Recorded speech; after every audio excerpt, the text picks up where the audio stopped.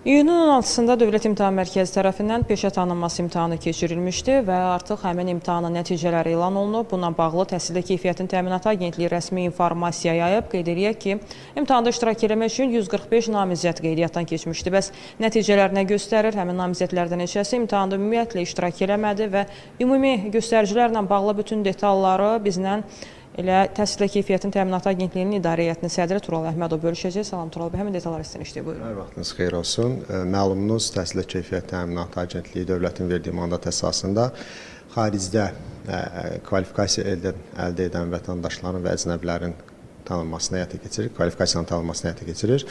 Belə ki, müəllimlik, mühəndislik və hüquqşünaslıq ixtisası əldə edən şəxslərə münasibətdə akademik tanınmanı Təhsildə Keyfiyyət Təminatı Agentliyi, peşə tanınmasını isə Dövlət İmtahan Mərkəzi həyata keçirir. Sonuncu imtahan qeyd etdiyiniz kimi keçirilmişdir və imtahan nəticələri heç də ürək açan deyil. Belə ki, imtahanda 115 nəfər iştirak edib, onlardan yalnız 16-sı, yəni 14% təqribən, daha dəqiq desək %91% verilən 30 sualdan 15 suala və daha artığına cavab verə bilib.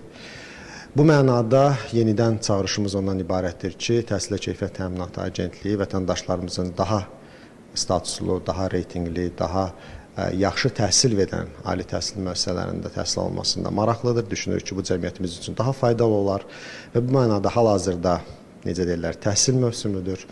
Vətəndaşlarımız növbəti təhsil səviyyəsi üzrə təhsildən maraqlıdırlar. Bir çox hallarda onlar ölkə hüdudlarından kənarda keçməkdə maraqlıdırlar və bu mənada bugünkü dünyanın tələbi təkcə təhsil sənədinin müşahidə olunması deyil, eyni zamanda bilik, bacarıq və səriştənin ötürə bilən və əmək bazarında rəqabətliliyi özündə ehtiva edə bilən təhsilin verilməsidir və düşünürük ki, bu mənada vətəndaşlarımız, valideynlərimiz və digər maraqlı tərəflər daha diqqətli olmalıdırlar.